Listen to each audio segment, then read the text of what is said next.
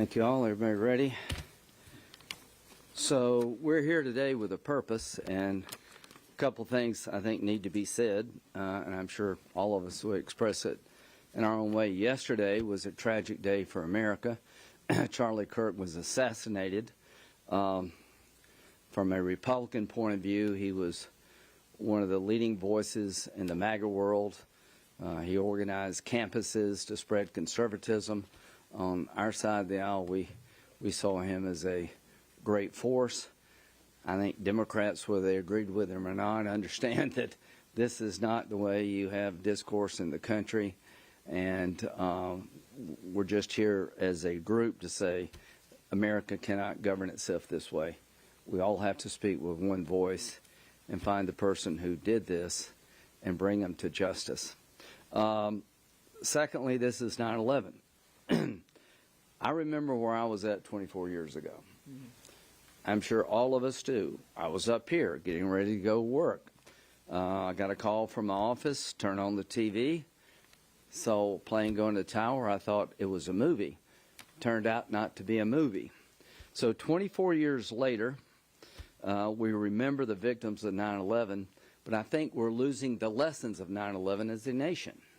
24 years later, Russia has for the second time invaded Ukraine. In 2025, over 1 million people have been wounded or killed in a conflict in the heart of Europe, on the European continent. So containing the bad guys and standing up to them is a lesson we've lost. Looking inward is okay, but you also have to look outside the country. The lessons of 9/11, what goes on in Afghanistan actually could matter to you. That when they're blowing up a statue of Buddha in Afghanistan, maybe as a Christian you're in harm's way here. So I would say that when one country wants to take over another country and exploit the population, rape and murder the people, defy international norms, you should be concerned because it will matter to us. So in the 1990s, Ukraine gave up 1,700 nuclear weapons with a promise their sovereignty would be protected by Russia, the Brits, and the United States. And along comes Putin.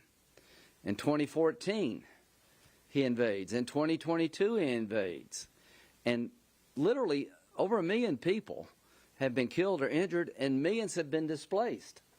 So I would argue 24 years later, we kind of let our guard down when it comes to people like Putin. So what are we going to do today? We're going to try to create another front against Putin's Russia. We're all united about making people who buy cheap Russian oil, China, India, and Brazil, buy it cheap and prop up Putin's war machine, to think twice about doing it by going after their economies. If you buy cheap Russian oil to prop up Putin's war machine, we're going to create a system where you can be tariffed here. Pick between our economy and cheap Russian oil. So we've brought a lot of attention to that matter. But there's another pressing issue that the world has not talked enough about. Senator Klobuchar was the earliest and leading voice on behalf of the children. Now, how did I know about this? Katie told me that Amy's got a resolution about 19,000, 20,000 children that have been kidnapped by the Russians from Ukrainian families. I said, are you sure about this? And yeah, Amy was right. Katie was right to be concerned. This is 2025. The Russians have invaded Ukraine, and they have kidnapped, we think, 19,546 Ukrainian children away from their families in Ukraine, brought them to Russia in some form, and the teenagers, they're training them to fight their own country. What's the right answer? Do something about it. Get off our ass as a world and make this, like, unacceptable. So there are, 4 countries under U.S. law that have the designation of being a state sponsor of terrorism. We're here today to say you need to add one more. So this legislation if passed, would designate Russia as a state sponsor of terrorism under U.S. law until they return the children. If you want to vote no, we will make you famous. You need to vote. Thune and Schumer need to bring this bill up soon so we can tell Europe and the rest of the world, follow our lead.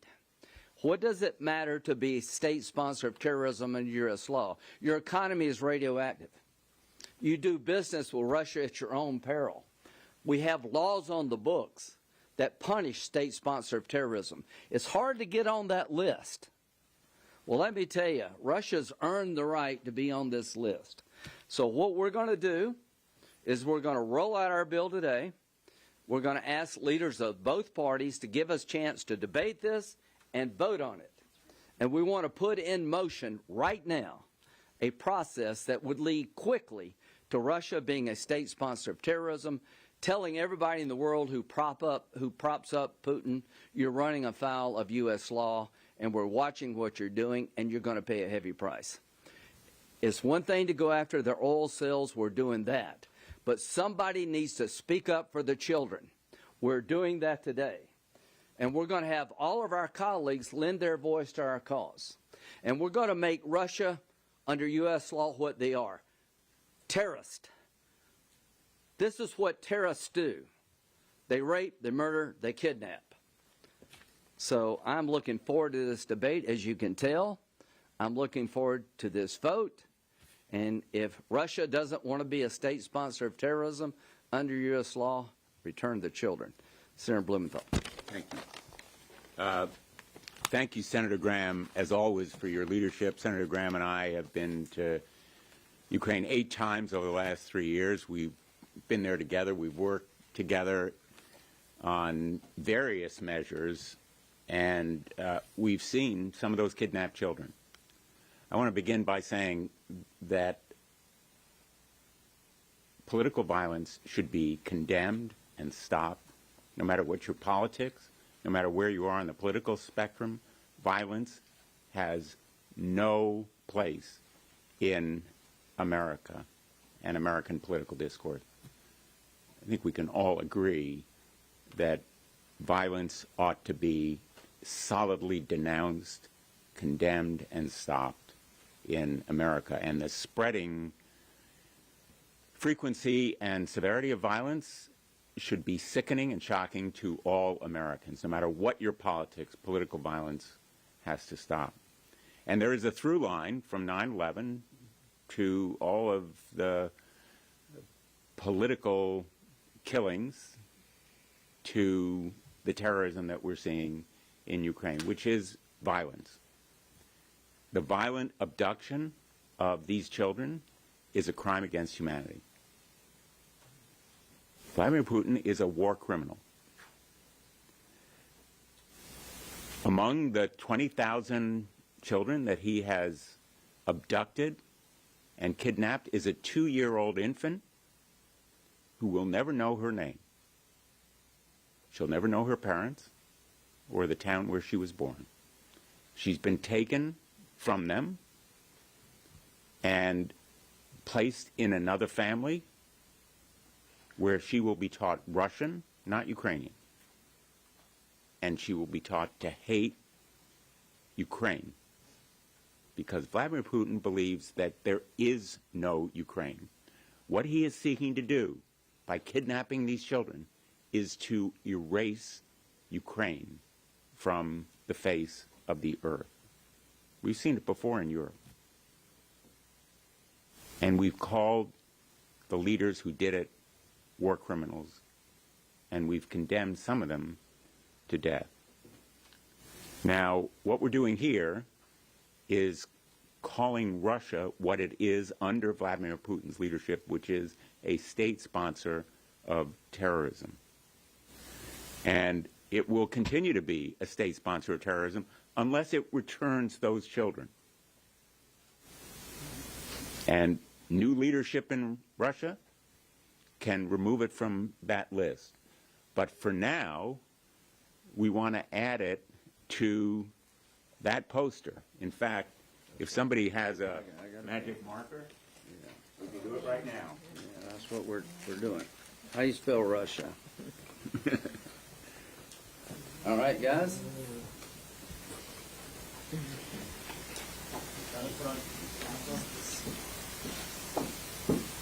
Thank you. So that's where Russia belongs. That's the club. That's the group, a state sponsor of terrorism. Now, I know there are all kinds of practical questions. What does it mean? What's the impact? And the point here is it brands Russia for what it is in the eyes of the world.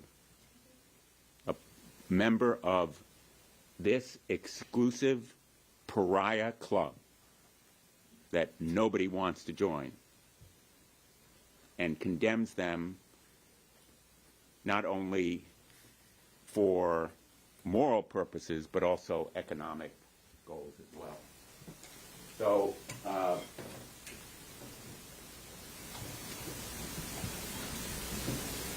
I would just say this measure is no substitute for our sanctions bill, which is also bipartisan, 85 co-sponsors. I call on the majority leader to give us a vote on the sanctions bill after this incursion in Poland. The time is now to show strength. What we're watching right now in Europe is a slow-motion Munich. Appeasement is not a strategy.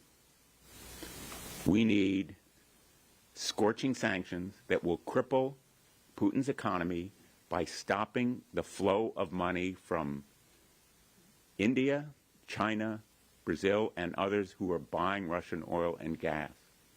The best way to bring Putin to the table and achieve peace is to cripple his economy.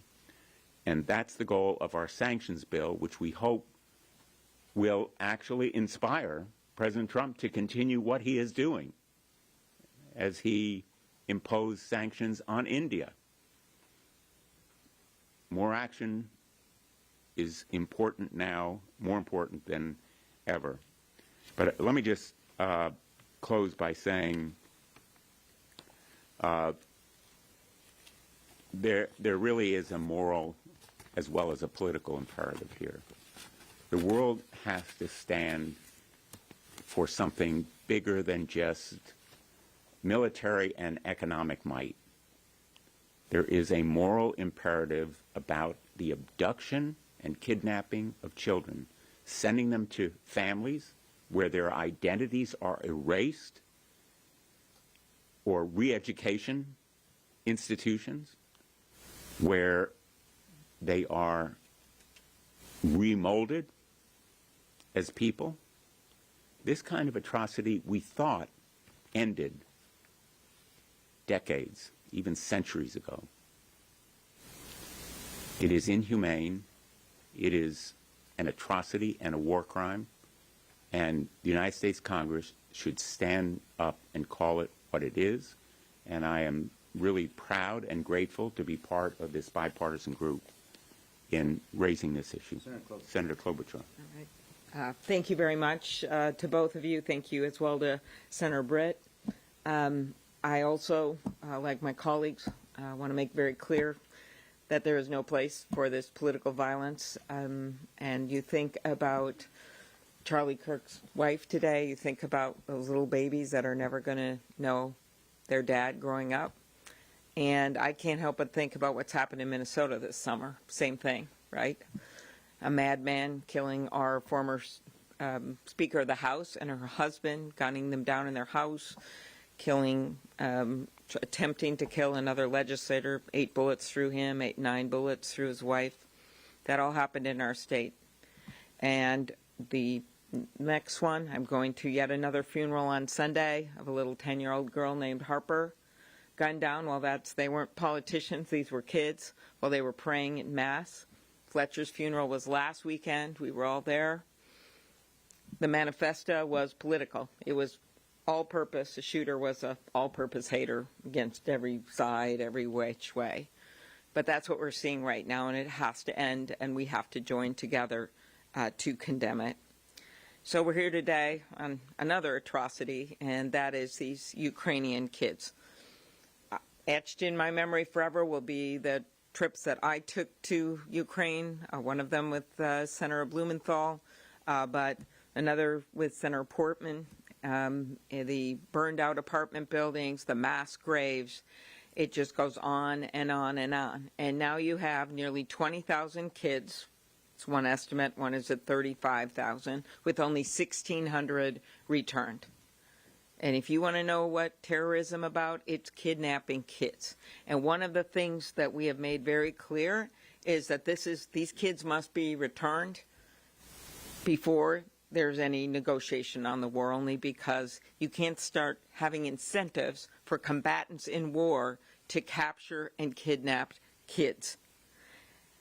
These kids, Lindsay mentioned the ones that were being trained to be part of military in Russia. You also have kids that parents, desperate, were told, well, just come to a summer camp in Russia, and it'll be a way for them to take a break. It'll be a safe place, and they never come back. You have kids that were taken either in the war zone or more likely in a situation like this when they were so young that they can't even remember their Ukrainian language or the Ukrainian culture. And the parents aren't going to be able to identify them because they were 1-year-olds or 2-year-olds when they were taken. And now they've been there for 2 years, 3 years. That's what's happening right now.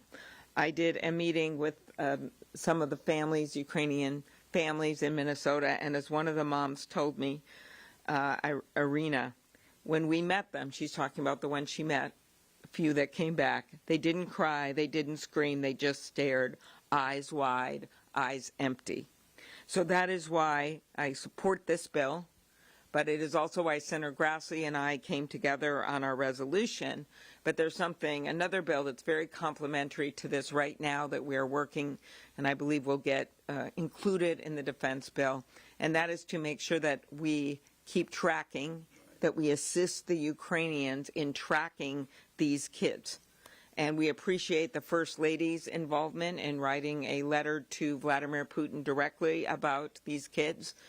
And we believe that this must be bipartisan as we go forward. But Senator Grassley and I are hopeful that this will complement this new bill, and that is that we make sure that as a nation we're continuing to track these kids so that when this war ends or even before it ends, we will know who's out there and as best as our ability where they are so they can be reunited with their families. Thank you, Katie. Thank you. Senator Klobuchar, thank you for bringing this to light and making sure that we all could focus in on it. And Senator Graham, thank you for your leadership on this, and Senator Blumenthal in bringing us here today. Before I start on the issue at hand, I want to echo what you've heard from my colleagues. Political violence has no place in America. What we saw yesterday, and everyone saw it, is sickening. It is disgusting. It was a political assassination. And all of you sitting in these rows have a duty and an obligation to call it that. You know, when I'm thinking about Charlie, obviously his faith was the most important thing in his life. His wife, his children, our prayers are with them. But he influenced countless Americans and people across the world. My kids being amongst those groups. Talking with them last night, talking through this with them last night, is just unthinkable that this is happening in the United States of America. And so the time for unity, the time for peace, it is now. I think back to when Senator Graham talked about 9/11. I was in a college class. There in the business school, a really large lecture hall, and the uncertainty of the events were startling for everyone. People were getting various news.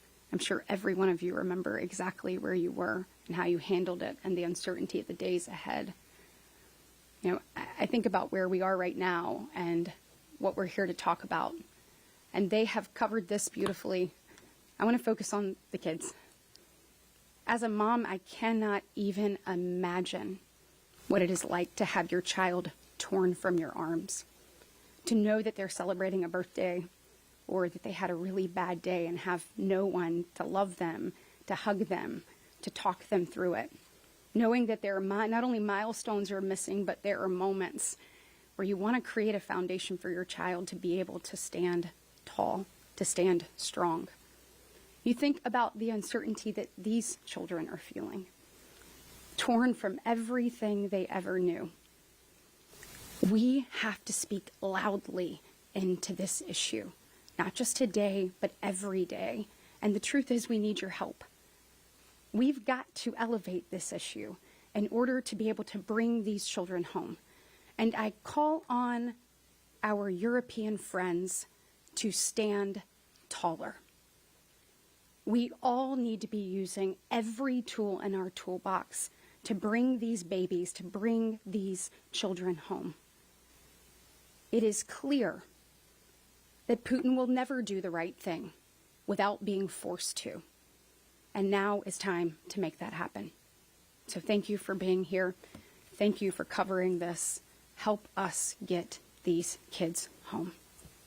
A couple of questions. Yes, ma'am. Senator Graham, I know you talked to the president yesterday. How was your conversation? Because by my count, it's been 6 months since you first started talking and pushing for this bill. What Yeah. has the occasions like? Well, this bill is, I can't remember how long we talked about this one, but this one's relatively new on people's radar screen. That's why we don't do the news conference. And back to Amy, she's the one that brought this to my attention. And, you know, I think what people understand what's going on in Russia with these kids, hopefully tonight a firestorm. So I talked to him about moving forward. He's very intent on making China pay for propping up Putin. He's in discussions with Europe. I talked to Ursula, the EU commissioner, this morning. He's trying to get Europe to do more, to follow our lead. I've heard Europeans say, well, the Chinese buy a lot of high-end goods. Too bad. We got to let that mentality go and put China and India in a box to get Putin to the table. So he's talking to the Europeans about things they can do to up their game.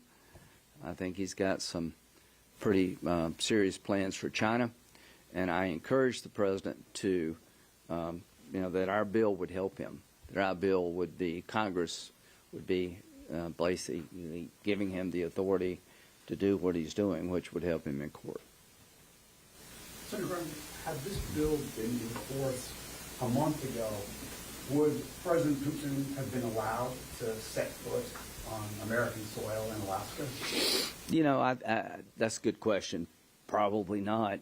And let me just say this. I don't care how we end the war as long as we end it justly. The children come home. There's no third invasion of Ukraine. Ukraine's independent and sovereign. So my point is, we've tried the red carpet approach. It ain't working. There's more attacks today than there were before. And this is just a reality.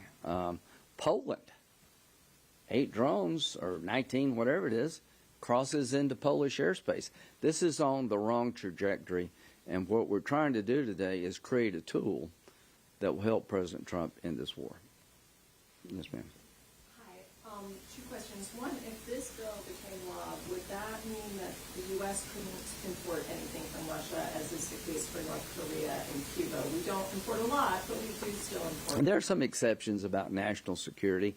Doesn't mean you can't talk. We talked to the Iranians, during the negotiations. You can be a state sponsor of terrorism, we'd still talk to you, Syria is a state sponsor of terrorism. We're trying to give them a way forward. So it doesn't foreclose dialogue, but what it does, it labels you in a way hard for you to grow your economy. I think we've got a common theme here. We will make it harder for Putin to fund this war. And then on your sanctions bill, is the leader willing to bring it forward for a vote? You said I'm going to talk to him today about that based on my meeting at the White House. Anybody else want to say anything? Yeah. Senator Graham, were you also considering adding Belarus on this list? Yeah, I was. There's some connection. Well, they just released some hostages today, and maybe there'll be a breakthrough with Belarus here. We'll We haven't foreclosed. We haven't foreclosed it, but we're focusing on Russia today. On that, what's your reaction to administration agreeing to lift part of this? Well, I'm glad the hostages are out. I'll trust their judgment about how to do that. But we're not giving Belarus. We're still looking at them. Yeah. Thanks, Senator. Would this have any significant military consequences for Russia, and is that your intent? It has. It has significant economic consequences to Russia. Russia is the most exposed enemy that we've probably ever faced because they have a single source of revenue, fossil fuels. Their banking industry, they do other things. But this designation makes it very difficult for you to do any above-board business with Russia.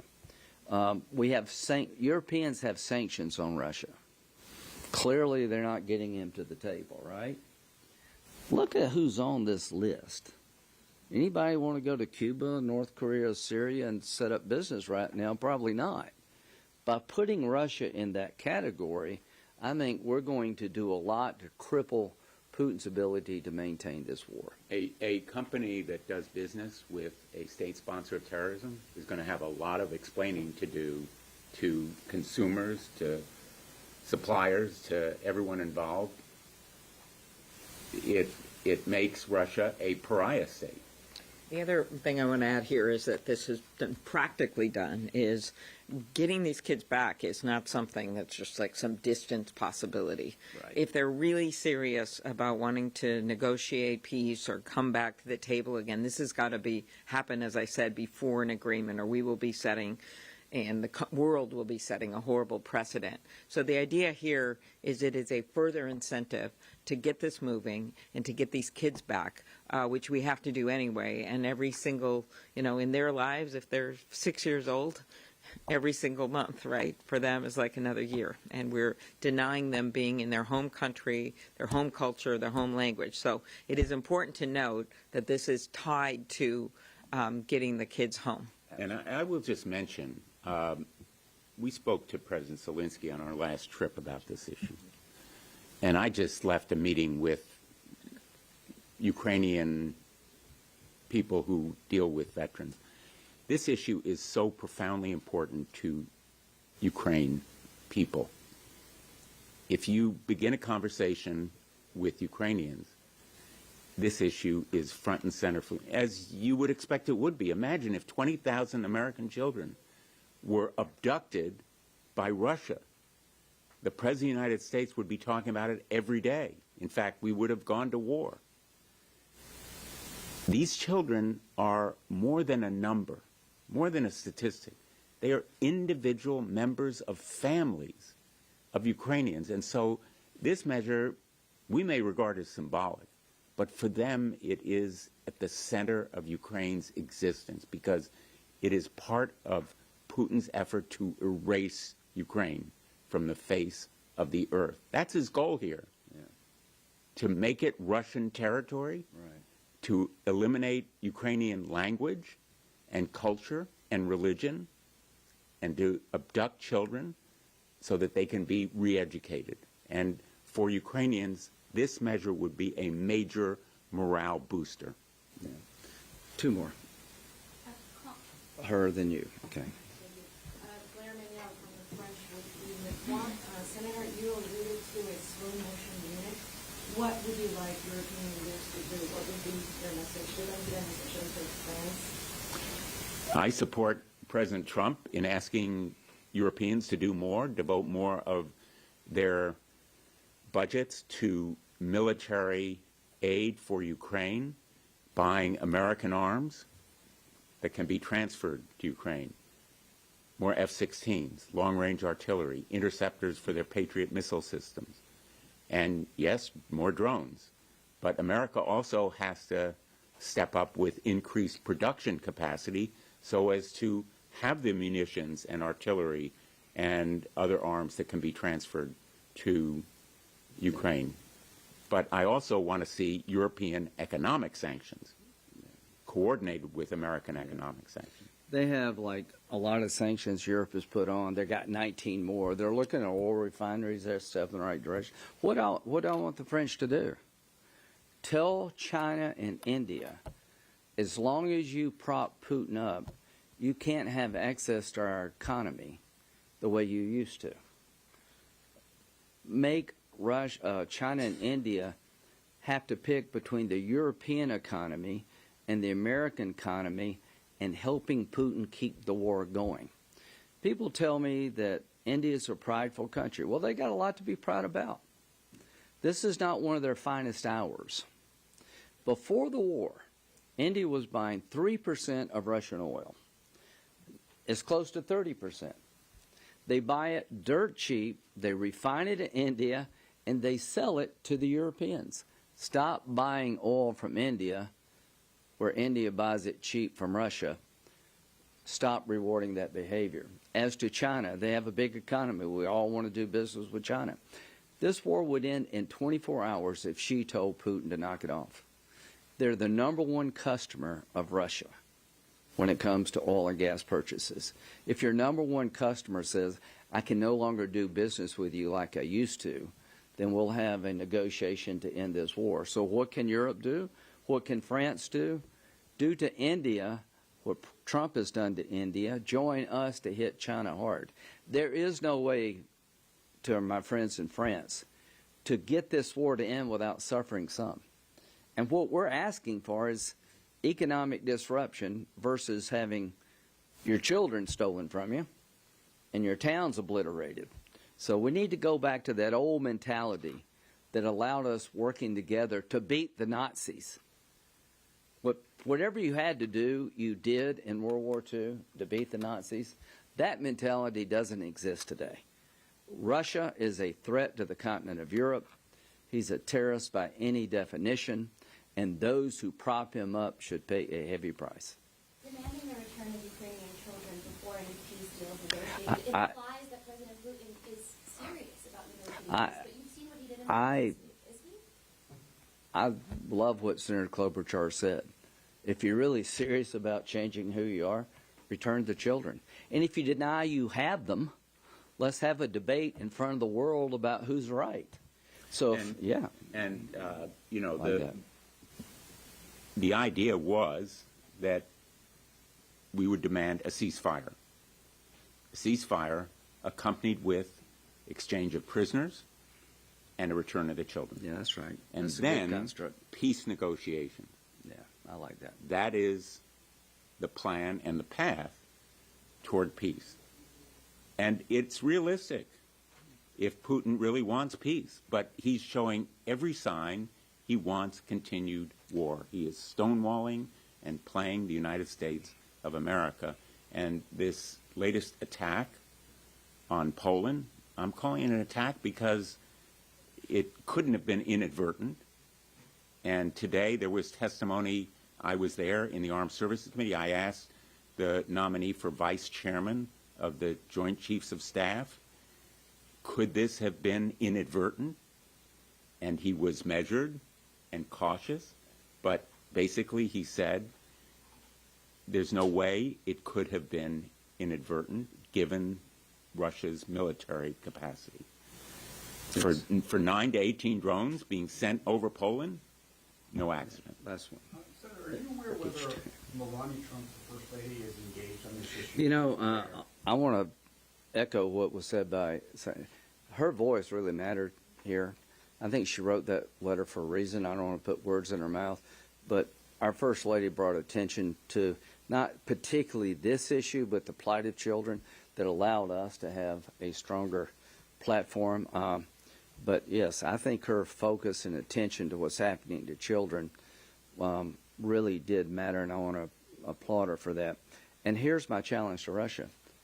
If you don't think we're right, tell us why. Go to the media and say it's not 19,536. Give a answer to the accusation. Is this a binding or a non-binding resolution? I know you guys passed a similar measure. Well, you know, this resolution is urging the Secretary of State, but we also do the designation. I think when it passes, that that problem will be solved, that Marco, when he sees 90 votes, they will do it. but the resolution is designed to make them under U.S. law. Just to clarify, the bill says the Secretary of the State Shall. shall designate Russia as a state sponsor of terrorism within 60 days, Yeah. unless he finds that the children have been returned. Yeah. And then he can take the designation away Yeah. if he finds later that they have been returned. And it's all about the children. Thank you.